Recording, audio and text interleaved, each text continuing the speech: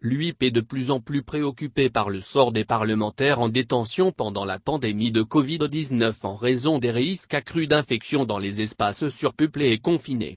Lors de sa première réunion en ligne, le Comité des droits de l'homme des parlementaires de l'UIP a examiné de près les cas des 43 parlementaires actuellement détenus dans le monde, notamment au Venezuela, en Côte d'Ivoire et en Turquie.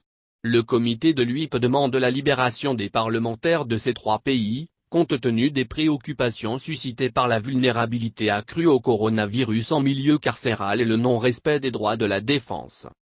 Au Venezuela, l'UIP suit actuellement les cas de 139 parlementaires de l'Assemblée nationale issus de la coalition de la Table de l'Unité démocratique, MUD, qui s'oppose au gouvernement de M.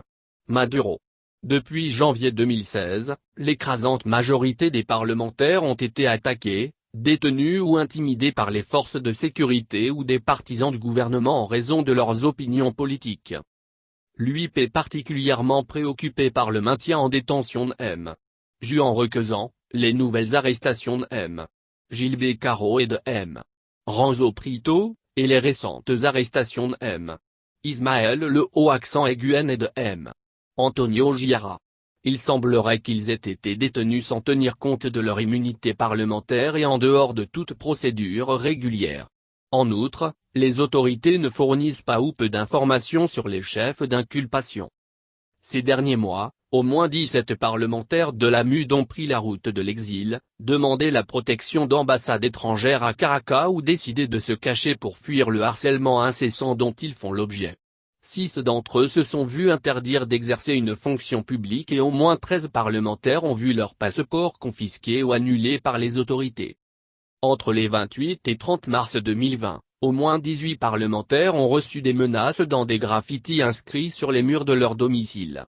Le 30 mars 2020, la parlementaire de l'opposition Delsa Sol Hac-San Egurzano a reçu par messagerie instantanée des menaces de mort et des messages d'intimidation. Madame Sol Hac-San Egurzano est depuis un certain temps victime d'harcèlement et de menaces en raison de ses opinions politiques et de son travail de parlementaire. Récemment, le 26 mai 2020, la Chambre constitutionnelle de la Cour suprême a approuvé la nomination de M. Louis Parra au poste de président de l'Assemblée nationale après un bras de fer avec M. Juan Guaido accent aigu, qui revendique également ce rôle. Le comité de l'UIP craint que l'arrêt de la Cour suprême n'interfère avec le droit des parlementaires de l'opposition démocratiquement élus à exercer pleinement leur mandat parlementaire. Le comité souligne que tous les parlementaires doivent être autorisés à remplir leur mission sans entrave et à l'abri de toute pression ou représailles. En Côte d'Ivoire, l'UIP examine actuellement les cas de 10 parlementaires de l'opposition qui auraient subi des violations de leurs droits fondamentaux depuis 2018, notamment des arrestations et des détentions arbitraires. 5 membres de l'Assemblée nationale sont actuellement en détention, M. Alain Lobognon, M. Loukimane Camara, M. Kando Soumaoro, M. Yao Soumaïla et M. Soro Kanigi. Ils sont accusés d'avoir causé des troubles à l'ordre public, d'avoir contesté l'autorité de l'État et d'avoir diffusé de fausses nouvelles. Le comité de l'UIP a conclu qu'il ne semble y avoir aucun élément matériel prouvant leur culpabilité et que les accusations sont basées uniquement sur des déclarations faites lors de conférences de presse. L'UIP est également très préoccupé par l'état de santé de M. Lobognon en prison et par le refus présumé des autorités pénitentiaires, à 3 reprises, d'autoriser une visite de son médecin personnel.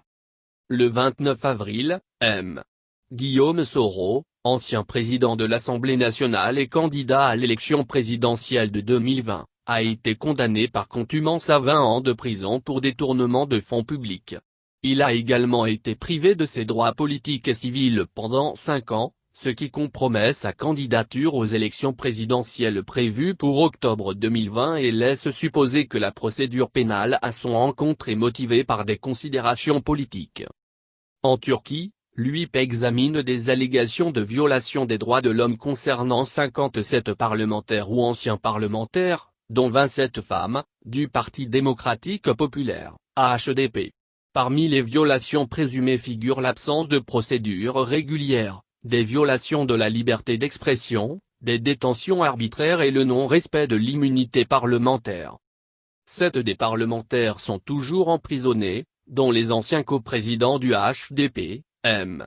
Cela atteint de Myrta et Madame Fijani Uxegdag. Plus de 600 accusations pénales et de terrorisme ont été portées contre les parlementaires depuis 2015 et des centaines de procès sont en cours dans tout le pays. Les parlementaires sont jugés pour terrorisme ou diffamation envers le gouvernement. Une étude effectuée par l'UIP en 2018 a révélé que les tribunaux turcs appliquent des restrictions et des sanctions plus sévères aux parlementaires en raison de leurs opinions politiques. Il ressort également que l'interprétation des lois antiterroristes par les tribunaux turcs est arbitraire et imprévisible. Les autorités turques rejettent fermement les conclusions de l'UIP et invoquent l'indépendance du pouvoir judiciaire, la nécessité de répondre aux menaces sécuritaires et terroristes, et la législation adoptée dans le cadre de l'état d'urgence. Une mission d'enquête menée par l'UIP en Turquie en juin 2019, à laquelle les autorités turques ont pleinement coopéré, a conclu que les parlementaires du HDP avaient été essentiellement accusés d'avoir fait des déclarations publiques critiques, d'avoir publié des messages sur les réseaux sociaux, d'avoir participé à des rassemblements politiques et de s'être généralement opposés aux politiques du gouvernement. Le 14 avril 2020, le Parlement turc a modifié une loi afin de réduire la population carcérale et, face à la crise de Covid-19, de libérer temporairement certains détenus. Néanmoins, les actes de terrorisme, dont sont accusés la plupart des parlementaires du HDP, sont exclus des crimes donnant droit à une libération temporaire. Le comité de l'UIP suit également de près la situation de 13 parlementaires palestiniens actuellement détenus dans des prisons israéliennes. En outre, le comité de l'UIP exhorte les autorités libyennes à accroître leurs efforts pour faire la lumière sur la disparition de la parlementaire Seham Sergiwa, qui a été enlevé en juillet 2019.